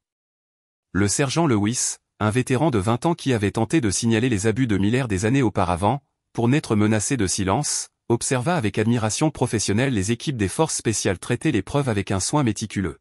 « Je n'ai jamais vu quelque chose comme ça », confessa-t-il au colonel Rivera. « C'est comme regarder une machine parfaite. » Rivera s'autorisa un petit sourire. « Le général Washington a conçu cette opération personnellement, sergent. Elle ne croit pas aux demi-mesures. Les raids avant l'aube avaient livré des preuves extraordinaires au-delà de ce que Washington avait anticipé. Au domicile du chef Miller, les forces spéciales découvrirent une pièce cachée contenant des trophées pris aux victimes de la brutalité policière, des effets personnels, des photographies, et, de manière troublante, des registres détaillés décrivant les leçons enseignées à des résidents noirs spécifiques qui s'étaient écartés du droit chemin. La résidence du maire Thompson livra des informations sur des comptes offshore montrant des pots de vin de la société de prison privée qui incitaient spécifiquement à l'arrestation et à la condamnation d'hommes noirs âgés de 18 à 35 ans. Les dossiers méticuleux du juge Harrison, ironiquement conservés pour se protéger précisément de ce scénario, fournirent le dernier maillon de la chaîne de preuves, documentant les efforts coordonnés entre le pouvoir judiciaire, les forces de l'ordre et le gouvernement local pour maintenir un système d'oppression raciale déguisé en loi et ordre. Alors que le matin se levait pleinement sur le comté de Méridian, Washington convoqua son premier briefing communautaire, comprenant que la transparence serait essentielle pour rétablir la confiance. L'hôtel de ville, habituellement réservé aux fonctions gouvernementales qui excluaient la plupart de la population, était ouvert à tous les citoyens. Washington se tenait devant une communauté qui avait souffert pendant des générations d'abus. Son uniforme représentait à la fois l'autorité de changer leur situation et un système qui avait souvent échoué à les protéger. « Je m'appelle le général Amara Washington », commença-t-elle, sa voix portant le commandement naturel qui avait mené des troupes au combat. À partir de 4 heures ce matin, l'armée des États-Unis, agissant sous l'autorité fédérale avec l'autorisation présidentielle, a assumé la supervision temporaire des fonctions d'application de la loi et judiciaire du comté de Méridian. Un murmure parcourut la foule, un mélange d'incrédulité et d'espoir prudent. Cette action fait suite à la découverte de violations étendues des droits civiques, de corruption et de conspiration criminelle au sein de votre gouvernement local. Le chef Vernon Miller, le maire Robert Thompson, le juge William Harrison et 17 policiers sont actuellement en détention militaire en attendant des accusations fédérales. Elle fit une pause, permettant à l'ampleur de cette déclaration de s'enregistrer. Pour de nombreux résidents qui avaient vécu toute leur vie sous le régime oppressif de Miller, le concept de responsabilité réelle semblait presque incompréhensible. Je comprends votre scepticisme, continua Washington, s'adressant au doute tacite évident sur de nombreux visages. Beaucoup d'entre vous ont déjà reçu des promesses de justice, pour voir ces promesses brisées. Aujourd'hui, je ne fais pas de promesses. Je vous montre des résultats. Elle désigna les écrans derrière elle, affichant des résumés de preuves de la corruption sans révéler de détails sensibles sur les cas qui pourraient compromettre les poursuites. Cette opération ne vise pas seulement à destituer les fonctionnaires corrompus. Il s'agit de reconstruire un système qui fonctionne pour tous les citoyens, quelle que soit leur race. Le briefing se poursuivit avec le colonel Rivera expliquant la structure opérationnelle temporaire, y compris un comité de surveillance communautaire en cours de création avec des représentants de tous les quartiers. Le capitaine Willis décrivit le processus de récupération des preuves numériques et les garanties en place pour éviter toute falsification ou perte. Tout au long de la présentation, Washington observa la réaction de la communauté, notant le passage progressif de l'incrédulité à l'engagement alors que les résidents commençaient à poser des questions et même à offrir des informations sur d'autres abus qu'ils avaient constatés ou subis. En milieu d'après-midi, l'opération militaire s'était étendue sur la base des renseignements communautaires avec des équipes des forces spéciales sécurisant des preuves dans des lieux que les résidents identifiaient comme des sites de violation particulièrement flagrantes. Un entrepôt abandonné à la périphérie de la ville, signalé par plusieurs membres de la communauté, livra des preuves d'interrogatoire non autorisées et de possibles tortures menées par le cercle intérieur de Miller. Washington supervisa personnellement cette expansion, s'assurant que les procédures de chaîne de garde étaient impeccablement maintenues pour éviter toute contestation légale des preuves. La précision et le professionnalisme de la réponse militaire créèrent leur propre impact psychologique.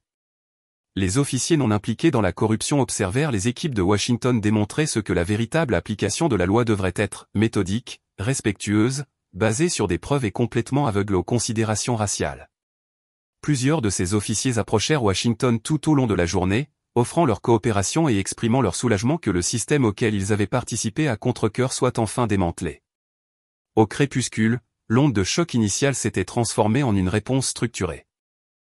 Les renseignements militaires avaient compilé des profils complets de chaque fonctionnaire détenu, identifiant leur rôle spécifique dans le système corrompu. Les équipes de récupération des preuves avaient sécurisé plus de 70 téraoctets d'informations numériques et des milliers de documents physiques. La division cybernétique avait cartographié l'ensemble du réseau de communication entre les fonctionnaires corrompus à travers 4 comtés et jusqu'au gouvernement de l'État. Plus important encore, la confiance de la communauté était rétablie grâce à une communication cohérente et transparente et à la destitution visible des fonctionnaires qui avaient terrorisé les résidents pendant des décennies. Dans ces quartiers temporaires, établis dans le bureau du maire, Washington examina les progrès de la journée avec son état-major. Son endurance était remarquable malgré avoir été physiquement contrainte et psychologiquement agressée moins de 24 heures auparavant. Demain, nous commençons la phase 2, leur annonça-t-elle, faisant référence au plan de transition qu'elle avait élaboré pour reconstruire les structures de gouvernance du comté de Méridian. Le colonel Rivera supervisera la collecte continue des preuves. Le major Daniels commencera l'identification des leaders communautaires pour d'éventuels postes par intérim. Capitaine Willis, je veux un remplacement complet de l'infrastructure numérique, supprimant toutes les portes dérobées et les systèmes de surveillance utilisés pour cibler des quartiers spécifiques. Les officiers confirmèrent leur mission avec la confiance d'une équipe exécutant une opération parfaitement conçue. Alors qu'ils partaient pour mettre en œuvre leurs ordres, Rivera resta en arrière. L'inquiétude était évidente dans son expression. Général, le service médical a demandé que vous vous présentiez pour un examen. Protocole standard après des situations de détention. Washington s'autorisa un petit sourire, noté, colonel. Je m'y conformerai après le briefing du matin. Elle se tourna vers la fenêtre, observant les rues paisibles maintenant protégées par la même force militaire que les fonctionnaires corrompus avaient moqué la veille. Parfois, la justice exige un sacrifice personnel, Rivera. Chaque minute où j'ai retardé une réponse directe a fourni plus de preuves et protégé cette opération des contestations juridiques. Rivera hocha la tête avec compréhension. L'arbre, général. Votre commentaire à Miller concernant l'éventualité d'en faire une plaque, était-ce une guerre psychologique ou une intention réelle? L'expression de Washington ne révéla rien, mais sa voix portait une certitude absolue. Les deux, colonel. Cet arbre restera un rappel après que nous aurons accompli cette mission. Certaines leçons devraient être commémorées de manière permanente. Le soleil monta sur le comté de Méridian le 2e jour de l'opération Tempête Juste, illuminant une communauté en pleine transformation profonde. Des citoyens qui avaient vécu sous des générations de forces de l'ordre oppressif sortirent de chez eux pour assister à des patrouilles ordonnées de véhicules militaires, à des équipes des forces spéciales sécurisant des sites de preuves supplémentaires, et, de manière la plus significative, à la destitution de fonctionnaires corrompus de positions de pouvoir qu'ils avaient crues permanentes. Au département de police, qui servait désormais de centre de commandement des opérations, le général Washington s'adressa à une salle remplie de journalistes des réseaux nationaux. Leur présence garantissait que ce qui s'était passé dans le comté de Méridian ne resterait plus caché à l'examen public. Ce que nous avons découvert n'est pas simplement de la corruption, déclara Washington, sa présence imposante attirant une attention totale. C'est une application systématique de deux normes de justice distinctes basées explicitement sur la race, appliquées par l'intimidation, la violence et la perversion délibérée de l'autorité légale. Derrière elle, des écrans affichaient des résumés de preuves, soigneusement sélectionnés pour démontrer l'étendue de la corruption sans compromettre l'enquête en cours. Les dossiers financiers révélaient des millions détournés de programmes communautaires vers des comptes privés. Les statistiques d'arrestation montraient que les résidents noirs étaient 11 fois plus susceptibles d'être accusés de crimes graves que les résidents blancs commettant les mêmes infractions. Les communications internes exposaient des politiques de ciblage racial explicites déguisées en initiatives de sécurité communautaire. Les questions des journalistes fusèrent rapidement, reflétant la nature sans précédent de l'intervention militaire dans l'application de la loi civile. Général Washington, pouvez-vous commenter les rapports selon lesquels vous avez personnellement subi de la discrimination raciale de la part de fonctionnaires de Meridian, demanda un correspondant de CNN. La réponse de Washington fut mesurée mais puissante. Hier, j'ai été illégalement détenu, physiquement contrainte et soumise à des épithètes raciales par des officiers qui ont explicitement déclaré que mon grade militaire ne signifiait rien à cause de ma race. Cette expérience, bien que personnellement difficile, a fourni des preuves irréfutables de pratiques institutionnelles qui ont victimisé d'innombrables citoyens pendant des décennies. Un journaliste du Washington Post souleva la question juridique qui planait sur l'opération.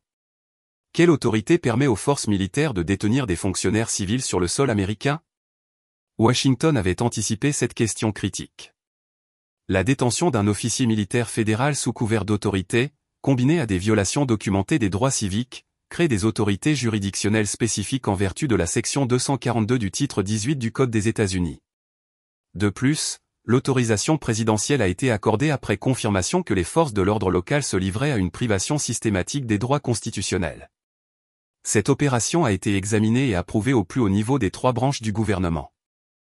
Alors que la conférence de presse se terminait, Washington passa à sa prochaine priorité, rencontrer les officiers honnêtes qui avaient été marginalisés ou intimidés au silence sous le régime de Miller. Le sergent Terrence Lewis, un vétéran de 23 ans qui avait tenté de signaler la corruption 3 fois pour n'être confronté qu'à des représailles, présenta à Washington des dossiers qu'il avait secrètement conservés pendant des années. « J'ai gardé des copies de tout, général », expliqua Lewis, sa voix portant le poids d'une vérité longtemps supprimée. Des contrôles routiers où Miller nous ordonnait de planter des preuves. Des arrestations où des accusations étaient fabriquées. Des affaires où des preuves favorables aux accusés noirs disparaissaient mystérieusement. Washington examina la documentation avec une attention concentrée. Sergent Lewis, votre courage à maintenir ces dossiers malgré les risques personnels démontre les principes les plus élevés de l'application de la loi. J'aimerais que vous travailliez directement avec le colonel Rivera pour identifier d'autres officiers ayant une intégrité similaire. Tout au long de la journée, des leaders communautaires arrivèrent au centre de commandement, beaucoup entrant dans le poste de police pour la première fois sans crainte. Le pasteur Michael Johnson de la First Baptist Church, qui avait organisé des programmes de surveillance des droits civiques pour n'être confronté qu'à des menaces contre sa congrégation, apporta une documentation de 300 cas de harcèlement policier s'étalant sur 15 ans. Amelia Carter, directrice de la East Side High School, majoritairement noire, fournit des preuves de la façon dont les officiers de ressources policières avaient criminalisé des comportements adolescents normaux exclusivement lorsqu'ils impliquaient des étudiants noirs, créant des casiers judiciaires précoces qui limitaient les opportunités futures. La révélation la plus significative vint d'une source inattendue. Julia Martinez, une employée de saisie de données au bureau des archives du comté, approcha un officier de liaison militaire avec des informations sur une base de données propriétaire maintenue séparément des systèmes officiels. C'est ce qu'on appelle le protocole de traitement spécial, expliqua-t-elle au capitaine Willis. Il suit les citoyens qui ont été désignés pour une application renforcée. Près de 98% sont des résidents noirs qui n'ont rien fait d'autre que de remettre en question l'autorité ou de tenter d'exercer leurs droits fondamentaux. La base de données contenait des milliers de noms, y compris des leaders communautaires, des propriétaires d'entreprises prospères, des éducateurs et même des enfants aussi jeunes que 12 ans, désignés comme de futurs problèmes uniquement sur la base de la race et de l'attitude perçue envers l'autorité. Cette découverte fournit la preuve irréfutable qui reliait les actes individuels de corruption à un système complet conçu spécifiquement pour opprimer les citoyens noirs qui montraient un potentiel de réussite économique ou de leadership communautaire. Washington examina personnellement la base de données, sa discipline militaire contenant à peine sa réaction en voyant des enfants classés pour harcèlement futur sur la base de rien d'autre que l'assertivité ou la promesse académique. Cela se termine aujourd'hui, déclara-t-elle avec une intensité calme. Chaque personne sur cette liste sera notifiée, et cette base de données sera présentée comme preuve principale dans les poursuites fédérales pour violation des droits civiques. Alors que la soirée approchait, Washington reçut une communication urgente du Pentagone. Les preuves du comté de Méridian avaient déclenché des enquêtes plus larges dans 3 États, avec des schémas suggérant des réseaux de corruption similaires opérant dans toute la région. Ce qui avait commencé comme une enquête sur un département de police avait exposé un cancer qui avait métastasé à travers plusieurs juridictions, révélant l'une des conspirations les plus étendues en matière de droits civiques découvertes depuis l'ère des droits civiques. Lors d'une vidéoconférence sécurisée, le procureur général informa Washington qu'une task force conjointe était en cours de formation sous l'autorité fédérale avec ses conclusions préliminaires, servant de modèle pour les enquêtes dans 17 comtés à travers 3 États.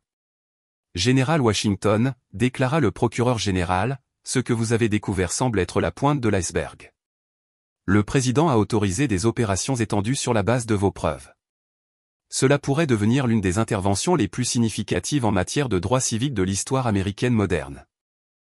Washington reconnut l'ampleur de la situation avec une concentration caractéristique sur les priorités immédiates.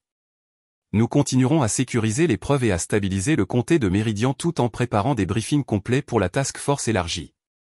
Une fois l'appel terminé, Washington sortit du centre de commandement, prenant un moment pour observer la communauté désormais sous sa protection. Les citoyens se déplaçaient dans les rues avec une différence notable de comportement. La peur oppressive qui avait caractérisé la vie quotidienne s'est visiblement estompée à mesure que la nouvelle des arrestations se répandait.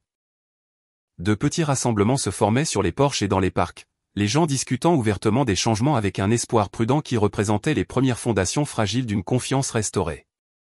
Washington s'approcha d'un de ces rassemblements, se présentant non pas comme le général commandant une opération militaire, mais comme une fonctionnaire engagée pour la justice. Les résidents, initialement hésitants, partagèrent progressivement des histoires de traumatisme générationnel infligés par le système corrompu, d'opportunités refusées, d'une peur constante devenue si normalisée que beaucoup n'en avaient pas reconnu le poids avant son absence soudaine. Nous n'avons jamais pensé que ce jour viendrait, admit Robert Jackson, un résident de 65 ans dont le père avait été battu par la police pour avoir tenté d'inscrire des électeurs dans les années 1960. La famille de Miller a dirigé ce comté depuis l'époque de mon grand-père. Personne ne les a jamais affrontés et n'a gagné. Washington écouta avec une attention respectueuse, comprenant que la guérison de générations de traumatismes exigerait plus qu'une efficacité militaire. Elle exigerait une véritable connexion humaine et un engagement soutenu au changement. Ce n'est que le début, les assura-t-elle. Les systèmes qui ont permis cette corruption seront reconstruits avec votre participation. C'est votre communauté, et son avenir sera déterminé par vos voix, non par ceux qui ont abusé de leur pouvoir. Alors que la nuit tombait sur le comté de Méridian, l'ampleur de ce qui avait été découvert continuait de s'étendre. Les preuves pointaient vers un réseau de corruption si profondément enraciné et largement connecté que sa pleine exposition allait probablement remodeler le paysage politique et de l'application de la loi dans plusieurs États.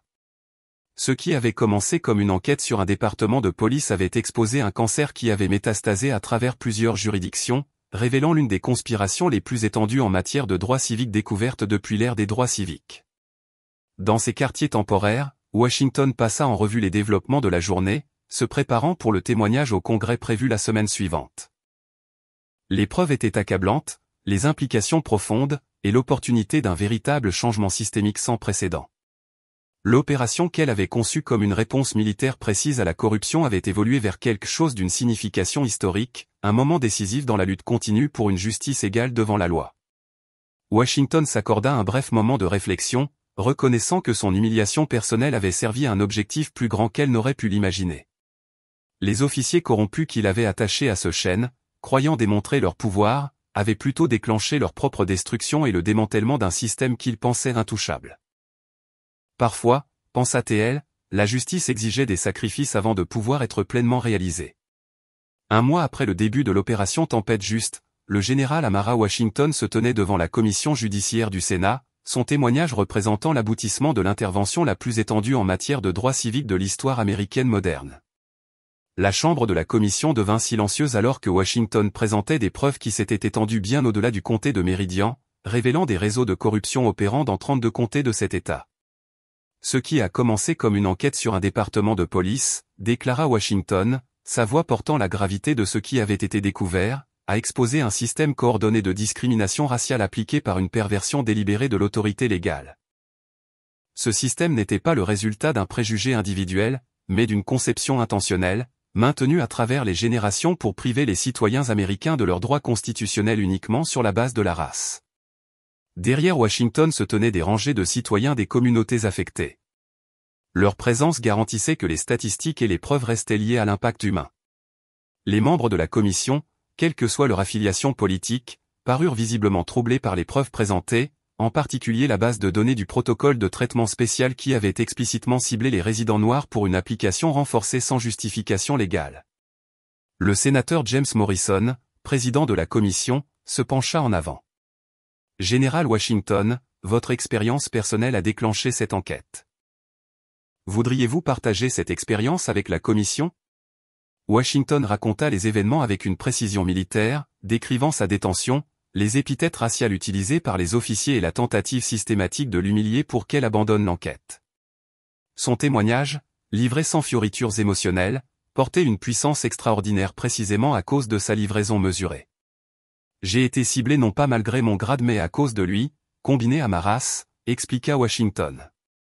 Le chef Miller et ses officiers ont explicitement déclaré que mes réalisations militaires ne signifiaient rien à cause de qui je suis.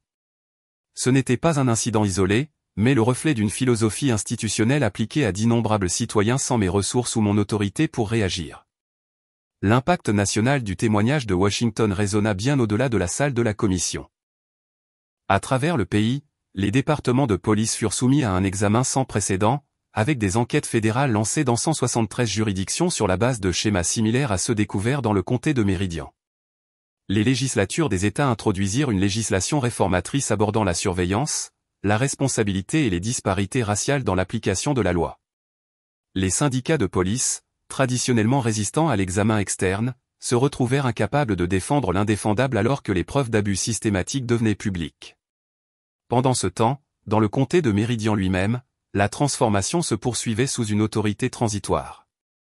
Washington avait nommé le sergent Terrence Lewis chef de police par intérim, ces décennies de résistance silencieuse à la corruption le rendant particulièrement qualifié pour reconstruire le département. Le bureau du maire fut temporairement occupé par le Dr Catherine Williams, une leader communautaire respectée dont la famille vivait dans le comté de Méridian depuis 5 générations. La position du juge Harrison resta sous l'autorité judiciaire fédérale, en attendant un examen complet des cas affectés par ces jugements biaisés.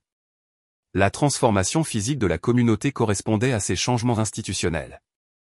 Le poste de police, autrefois une forteresse d'intimidation, avait été redessiné avec la contribution de la communauté pour créer des espaces transparents et accessibles qui mettent l'accent sur le service plutôt que sur le contrôle.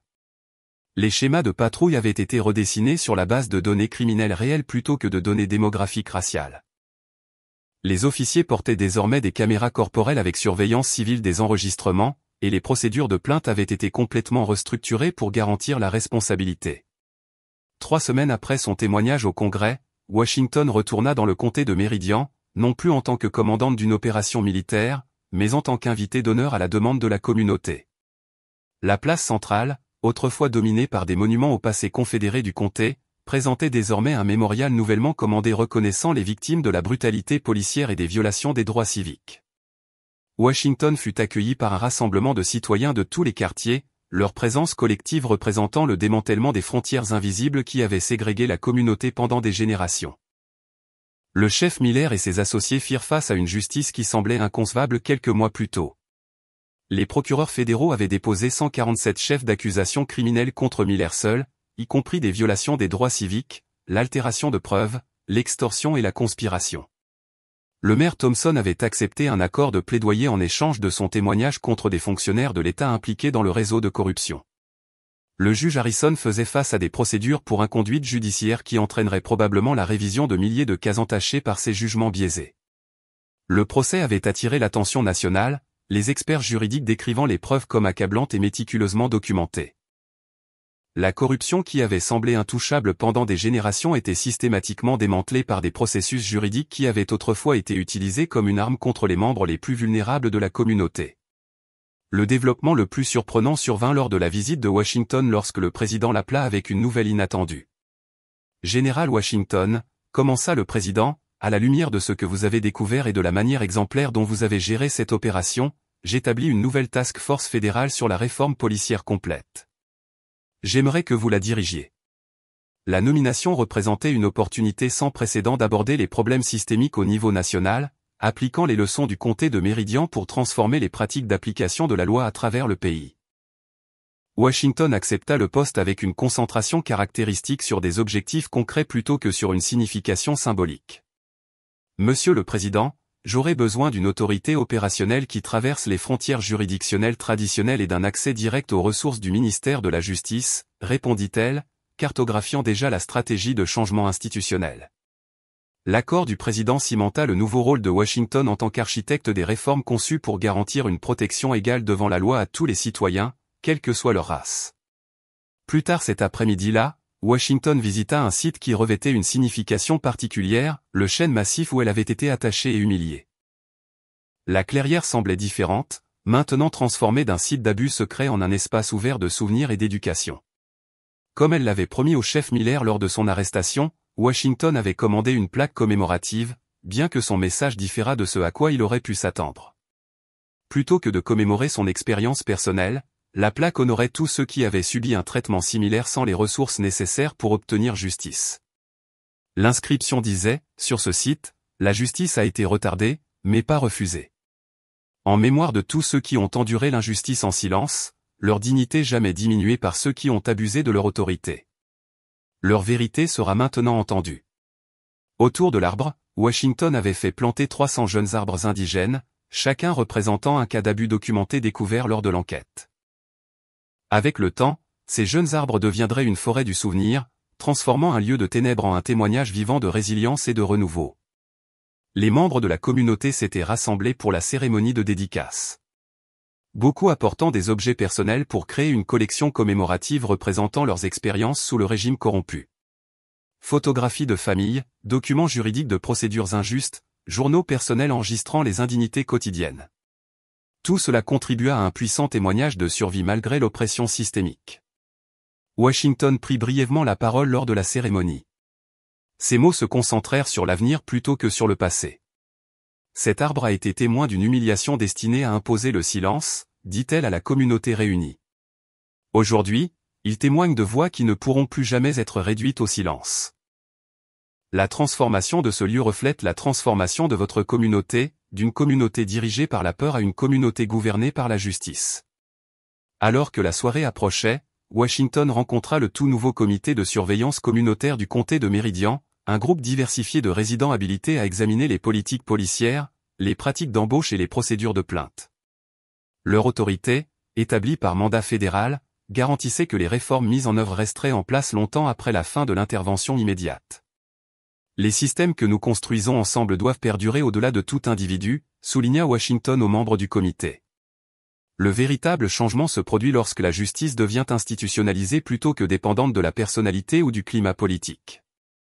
La transformation de la communauté avait déjà donné des résultats mesurables. Les rapports d'inconduite policière avaient diminué de 87%. La confiance de la communauté, mesurée par des enquêtes indépendantes, montrait une amélioration significative dans toutes les données démographiques.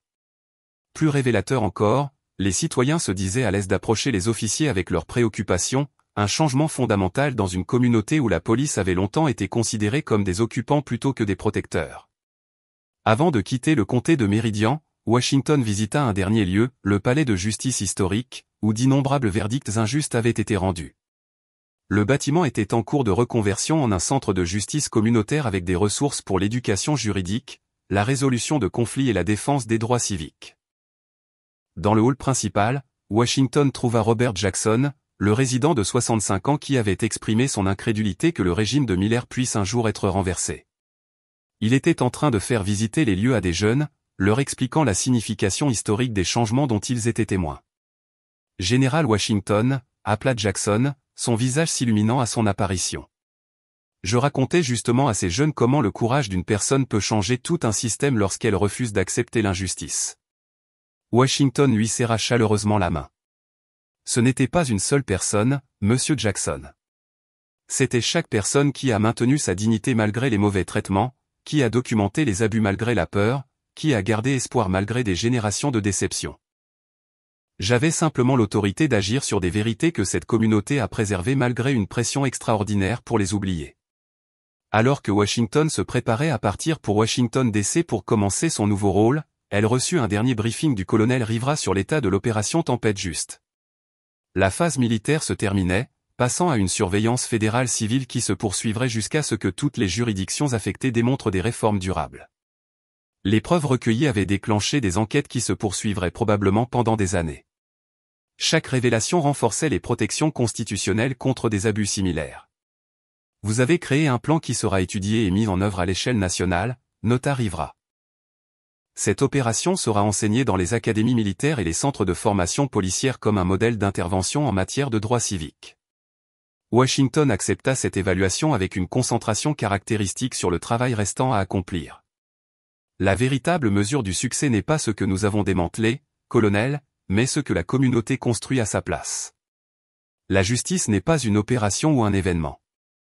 C'est un engagement continu qui exige vigilance et participation. La scène finale de la visite de Washington dans le comté de Méridian eut lieu au lever du soleil le jour de son départ. Elle retourna seule à la clairière du chêne, maintenant officiellement désignée comme le parc du souvenir, et planta un arbre supplémentaire distinct de la forêt commémorative qui l'entourait.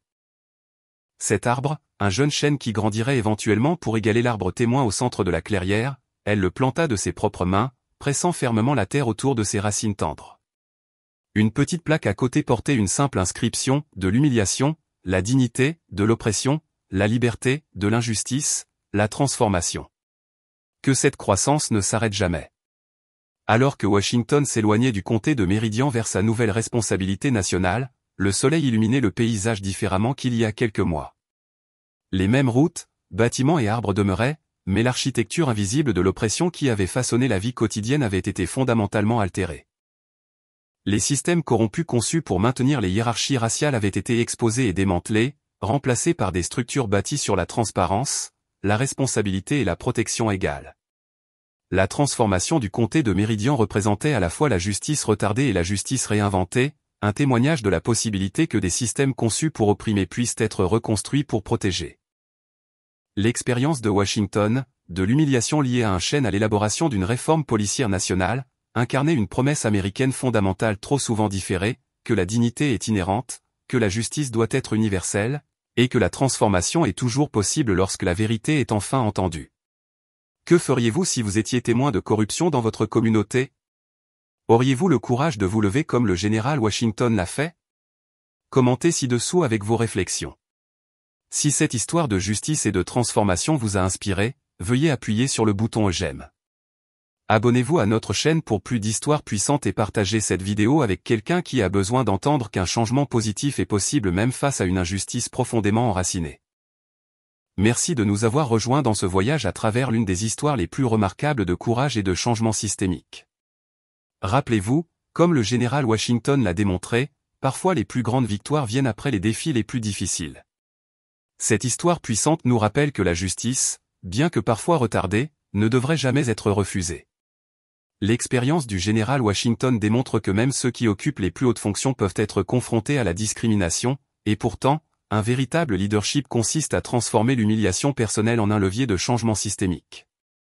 Son courage, en choisissant de documenter l'injustice plutôt que de réagir immédiatement, a permis de créer des preuves irréfutables, capables de démanteler des générations entières de corruption et de pratiques oppressives. L'histoire nous rappelle que le racisme ne se manifeste pas toujours à visage découvert, il se dissimule souvent dans des systèmes soigneusement conçus pour paraître légitimes, respectables, et au-dessus de tout soupçon.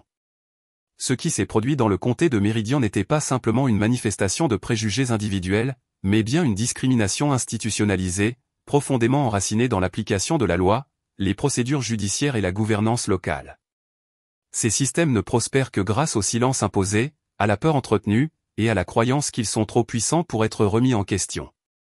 Plus encore, ce récit nous enseigne que la véritable transformation exige à la fois une intervention extérieure et la participation active de la communauté. Certes, la précision militaire a destitué les fonctionnaires corrompus, mais le changement durable n'est apparu qu'au moment où les citoyens ont été habilités à reconstruire leurs institutions sur des fondations de transparence et de responsabilité. La justice, en vérité, ne se limite pas à punir les coupables, elle consiste aussi à créer des systèmes qui empêchent les abus futurs. L'image du chêne, passée du statut de symbole d'humiliation à celui de lieu de mémoire et de croissance, illustre de manière éloquente ce principe universel. La véritable guérison ne naît pas de l'oubli de l'injustice, mais bien de sa reconnaissance lucide, suivie de la volonté de bâtir consciemment quelque chose de meilleur à sa place. Et vous, que feriez-vous si vous étiez confronté à une discrimination semblable à celle vécue par le général Washington? Auriez-vous la force et la patience de recueillir des preuves avant de réclamer justice, ou choisiriez-vous une autre voie? Partagez vos réflexions dans les commentaires. Si vous croyez, vous aussi, que des systèmes corrompus peuvent être transformés grâce au courage d'individus décidés à s'opposer à l'injustice, cliquez sur le bouton « J'aime » pour soutenir ces histoires où la justice triomphe contre des obstacles écrasantes. Abonnez-vous à notre chaîne pour découvrir d'autres récits puissants, qui mettent en lumière l'injustice et célèbrent la résilience de l'esprit humain. Enfin, n'hésitez pas à partager cette vidéo avec quelqu'un qui a besoin d'un rappel, un changement positif reste possible, même au cœur des systèmes d'oppression les plus enracinés. Merci de nous avoir accompagnés dans cette réflexion sur un parcours hors du commun, marqué par le courage, la stratégie et la transformation. Souvenez-vous, comme l'a montré le général Washington, nos plus grands moments d'impact naissent parfois des défis les plus éprouvants. Ensemble, nous pouvons édifier des communautés où la justice cesse d'être un simple idéal et devient une réalité vécue par tous.